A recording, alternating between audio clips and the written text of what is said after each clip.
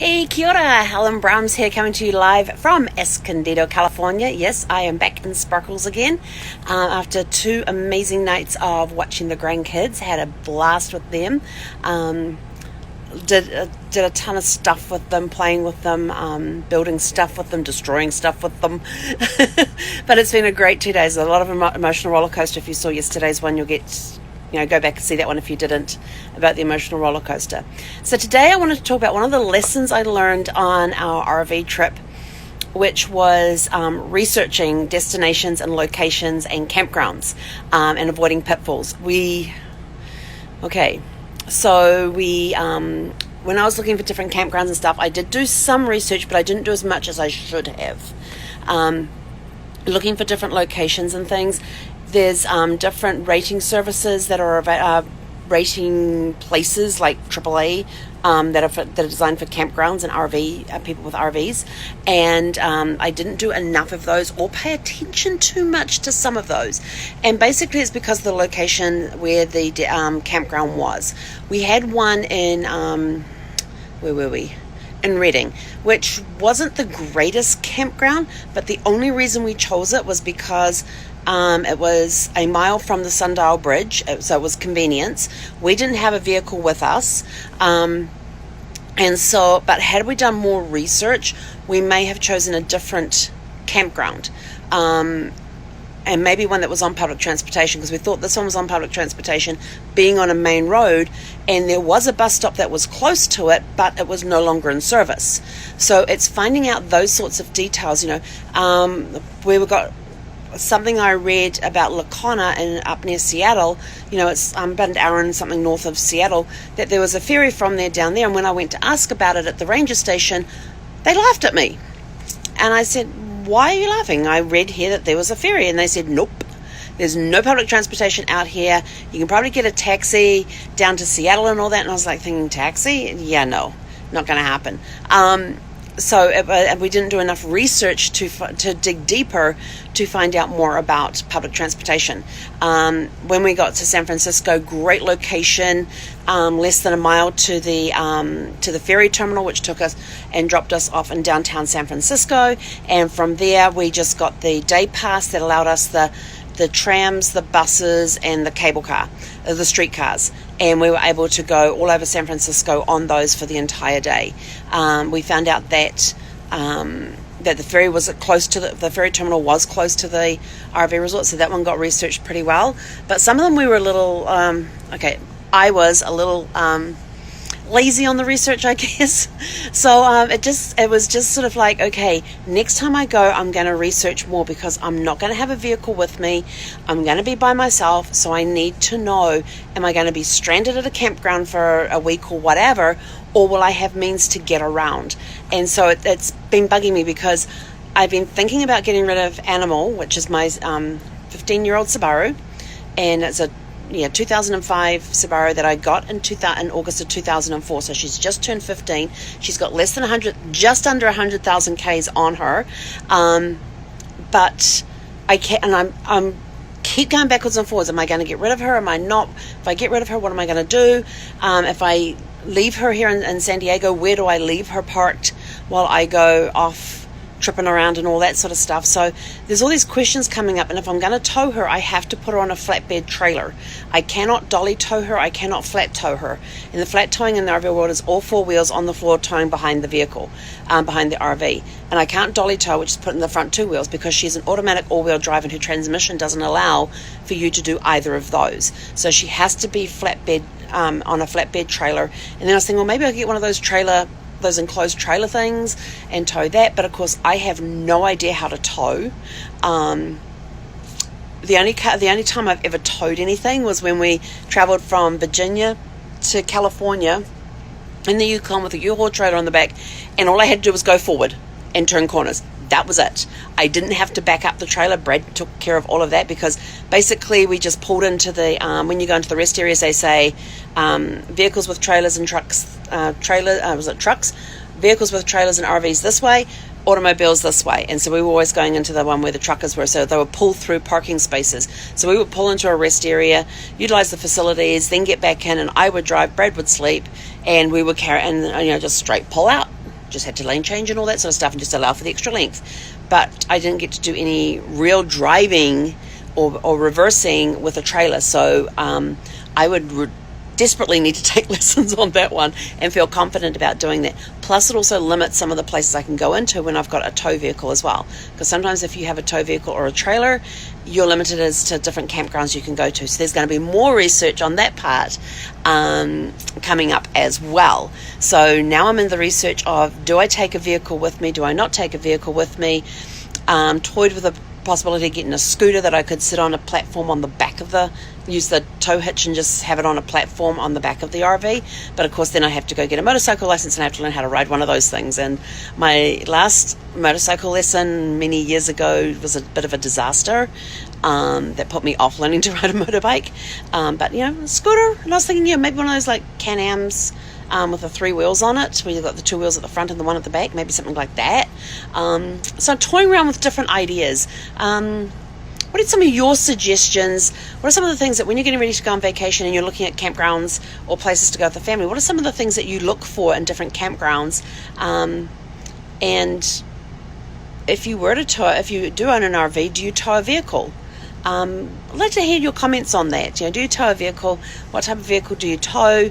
Or do you just have a bike? So it's about getting a push bike. That'd be great for getting back into shape, but then I've got to make sure there's none of this stuff going on. The very first time I got a push bike, I was so eager to ride it because I had a 10 speed. That my brothers were being dropped off at the airport, and I insisted on riding out to the airport on my bike. And my parents were going, it's going to be a long way to go. And they made sure I knew all the things. Yeah, I'm going to do it. Man, I didn't realize how steep those hills were between our place and the airport. And I got out there and kind of had a bit of a tantrum, refused to ride it back home and wanted to get in the car. And nope, my parents would not allow me in the car. And my dad was in his patrol car and wouldn't allow me in that. So I insisted on riding out there. I had to ride it back home. It took me, I think, like 3 hours to get back home. I'm trying to remember how far it was, like 10 kilometers, I think it was. So it took me 3 hours. Couldn't walk the next day, but lesson learned. So when it comes to cycling, I'm a little skeptical on the hillside. So I'll have to do a lot of research. But what are some of your suggestions or things that you have experienced with towing a vehicle, with even towing a trailer? Suggestions if you have an RV. Do you have a vehicle that you tow? If you do, how do you tow it? Or do you take bikes? Do you have scooters? Suggestions. I'm looking for suggestions. So, a good place to get suggestions from is people who have been to these campgrounds or people who have been places and stuff or who have done this. So that's my thing for tonight is research, do lots of research. What other places did we... Because Reading ended up being almost like a parking lot. It was basically just an asphalt thing that had white lines, very faint white lines outlining your site. It did have the full hookups. I only had 30 amp power. I take a 50 amp, but I do have an adapter. And my rig is designed to go on that.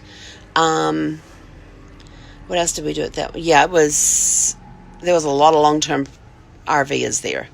A lot of long-term RVers. I think that might have been... Lacana was with Thousand Trails, and I love the Thousand Trail ones. They're really cool. Basically, you turn up and you just go pick a site. You get given the paperwork at the front there and you go pick a site. I love that because then you get to pick where you want to be. And we were just tucked back into the trees. Yes, we backed onto the road, but it wasn't a very busy road.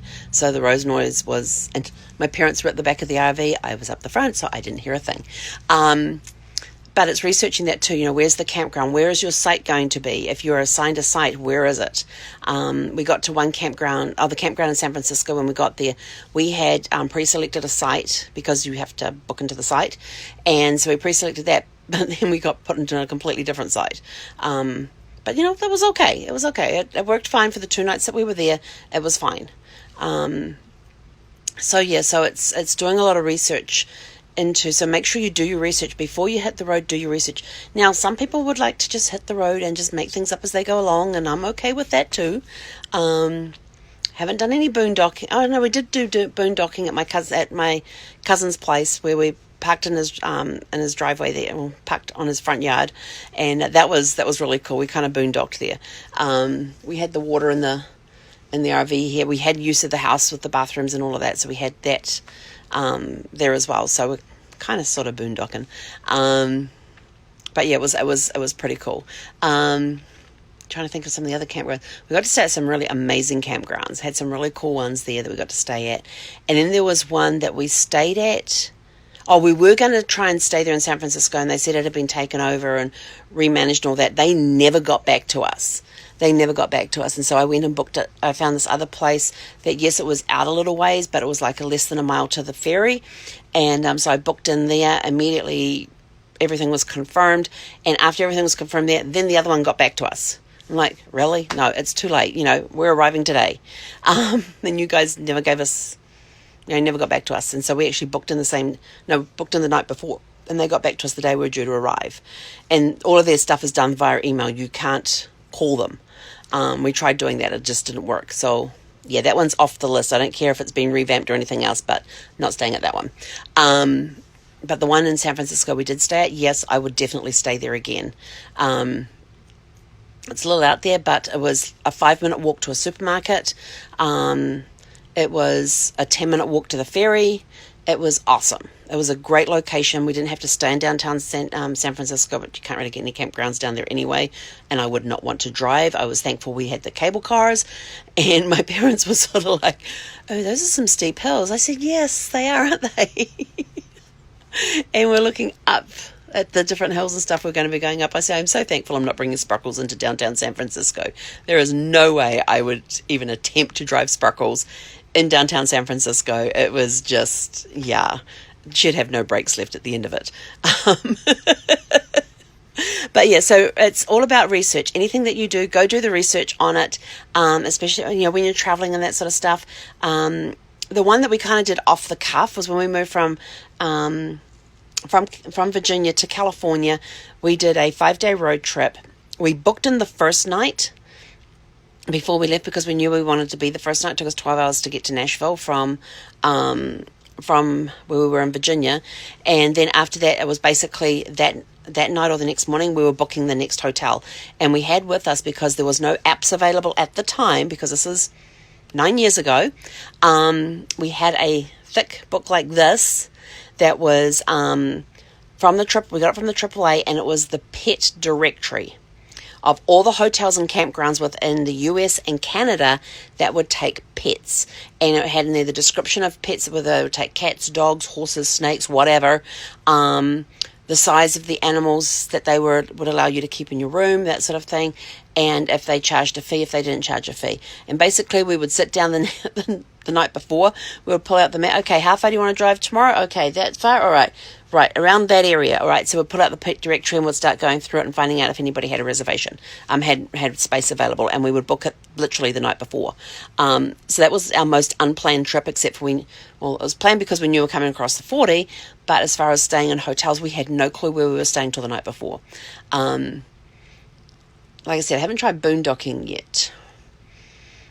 I'm a little hesitant being by myself to try that. Maybe when I get my next dog, then I'll try boondocking, because I'll have a little bit of security with that. But, it's research. Talk to people who have been to RV parks before. I belong to several groups. There's people now putting their, hey, has anybody stayed in this area? What's a great campground to stay at?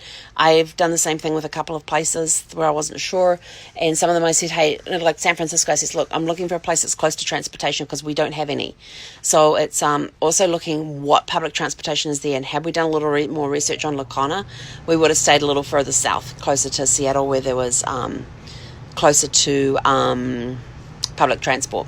So that's it for tonight. It is just get out there, do some research, make sure you know where you're going, what to expect, and that sort of thing as well. The place in Reading, we couldn't really find much on there. I mean, a lot of people on the comments for the they have different RV review places that you can leave comments, and a lot of people that have written the comments there had said it was a good place to stay for overnight, handy to locations. We did have to. We basically checked in and then found out where the nearest supermarket was, and drove Sparkles down to the supermarket to do our shopping, and then came back and parked her. And then the next day we walked down to the bridge and walked back again. So yeah, on that one, people had said that it was a good place to stay for overnight and all of that, but nobody mentioned that it looked like a parking lot, and nobody had mentioned that there were a lot of long-termers there. But overall, it's all an adventure. And that's the thing I love about the road trip that we did. It really was an adventure. We sometimes we had no idea what to expect. We certainly did not know what to expect on the roads as we were driving. We didn't know what to expect as far as vistas go. A lot of it was brand new in fact, a good portion of it was brand new for me. It was all completely new for my parents. Driving up the 15 to Vegas, they had done the return trip one time in 2014 when we did this big loop. So driving from here to Vegas, had done that many times before, was not a problem. A little different view when you're in an RV though, because you're up higher and you get to see more, and it's like, oh, I didn't know about that. But the bit going from Vegas to Salt Lake City, I have done that road before, and I had done it up to St. George's, but going through some of that area in Arizona there, I was like, I said to my dad, I don't recall ever driving on this road before. And I know I have. I've been on the 15 North. I do not recall this gorgeous scenery of this gorge that we're driving through. I just do not recall that at all. And he's sort of like, well, you're looking at it from a different perspective, so of course it's new. And I'm like, I said, regardless of that perspective, I don't recall this. So it was kind of interesting in that respect. Vancouver I've been to before, San Francisco I've been to before, Seattle I'd been to before, though we didn't get into downtown Seattle. So everything else we went to was basically new. So anyway, research, not research. What do you like to do when you go traveling? If you're going to go camping, do you want to research? Do you not want to research? Answer that question. So along with, if you have an RV, do you tow a vehicle? Do you not tow a vehicle? How do you get around if you don't tow a vehicle? And on any trip that you do you research or do you not research, or just go fly by the seat of your pants and see what happens? Okay, catch you guys tomorrow. Have a super fantastic sparkling evening. He konera.